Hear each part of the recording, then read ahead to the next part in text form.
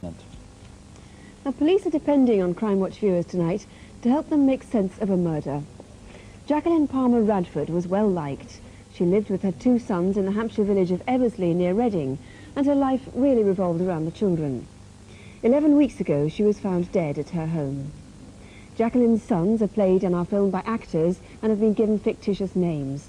Our reconstruction begins in Eversley on Tuesday the 31st of March, the day before her death.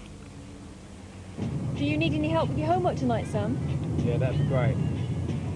Jacqueline and her husband separated a year and a half ago after 18 years of marriage. She and her 2 sons, 17-year-old Sam and 6-year-old James, had continued to live in the family home, Riversdale House. So what do you 2 fancy for dinner tonight, then? Lasagna or pizza again? Pizza, pizza! Is that all right with you, Sam? It's the second time this week. We were always very close, simply because there was no one else with her. The most important thing with Jacqueline were the children. She'd worry all the time for them, making sure they had plenty of clothes, getting their day right from the start. Since her separation, Jacqueline had taken up new interests in her life. She applied for an open university course and became involved in a number of sports. She was socialising more and widening her circle of friends.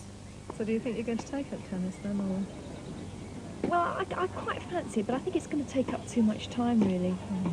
I'd known Jacqueline for about 18 months. We were very close. I think we sort of regarded each other as best friends and used to confide in each other a lot. If there were problems or if there was anything bothering her, she used to phone me. On the day before she died, Jacqueline, as usual, collected James from his school in Crowthorne, 4 miles away. At around that time, on the opposite side of the road from where the parents normally park, one of the mothers remembers a man in a dark brown hatchback car, possibly a Vauxhall Chevette. The man didn't seem to be watching the school gates. He seemed tense and serious, staring straight ahead of him. Sam? Come on, you're going to be late. Your breakfast is on the table. I knew he shouldn't have stayed up to watch that film.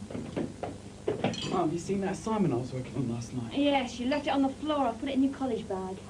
Oh, now who can that be? Hello? Oh, hi, Mum. Look, I can't talk now. I'm in a bit of a rush. Yes, we're running late this morning. OK, fine. I'll call you later. Yep, bye. A few hundred yards along the road from Riversdale House is a small office block. The main road through the village is a clear way, and employees arriving for work at about 8:30 that morning remember seeing a stranger in their small car park.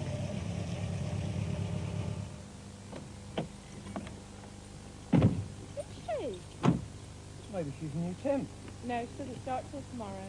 The first thing I noticed was her green scarf, which was covering most of her hair.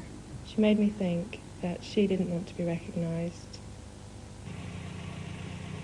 Jacqueline would have driven past the car park as she took James to school just before 9 o'clock. 10 minutes after that, Chris Gaylor drove through the village. I was on my way to work in Reading. As I came into Eversley, there was a brown Chevette type car stopped in front of a house, indicating right, but there was no oncoming traffic. I waited behind the car for 10 to 20 seconds. He then turned into the driveway. As I looked up the drive, there was a stone drive with a couple of garages at the end. There was no cars in the driveway. No one saw the car leave Jacqueline's driveway. Was it there when she returned from the school run 10 minutes later? Her mother remembers she sounded her usual self on the phone. Well, actually, I'm going shopping. I've got to go and buy James a new jacket. Yeah. Yeah, I thought I could try that new shop. Later that morning, the beige car was still parked outside the office block. I noticed the same car in a different parking space. The lady was still in the car, but she'd taken the scarf off her head. She was very, very pale, red or ginger, short hair, I got the impression that she was very slim. She seemed to be parked outside until at least mid-morning. At about midday, someone saw a smartly dressed man with a clipboard outside Riversdale House. There were plans to sell the house, although it wasn't yet on the market, but perhaps this was an estate agent or a surveyor. He may have seen something significant. At 4 o'clock, James was still waiting for Jacqueline to collect him from school. Come on, James. Mummy's not here yet. Shall we go and phone her?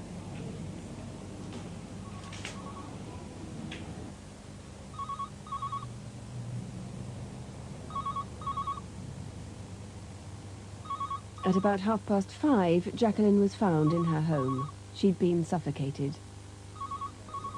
This is such a sad case.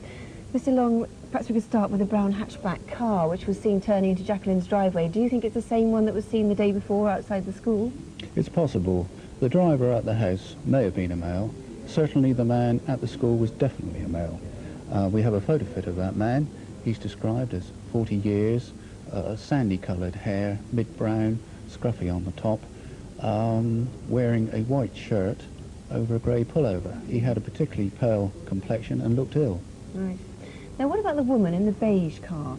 Very important we trace that person. Anybody that would know the identity or the make of the vehicle or knows anyone that's loaned or hired a vehicle of that description to such a person, I'd like to know. Right, remember we're going back to the end of March or the beginning of April. There was the man with the clipboard in the afternoon, which just might tie in with a pen you found in Jacqueline's driveway. Yes, fairly common pen that retails for about £32 in most outlets. It's a shaper pen with a zigzag design on it. Yes. Something we didn't see in the film, at around 11 o'clock in the morning, a man was seen running near Jacqueline's home. Yes, about 300 yards away, a rather unusual man wearing a raincoat, jogging bottoms, training shoes, carrying a plastic Sainsbury's bag and another bag that looked like an airline bag. If you saw him, you'd remember? Yes, simply like to know who he is. Mm.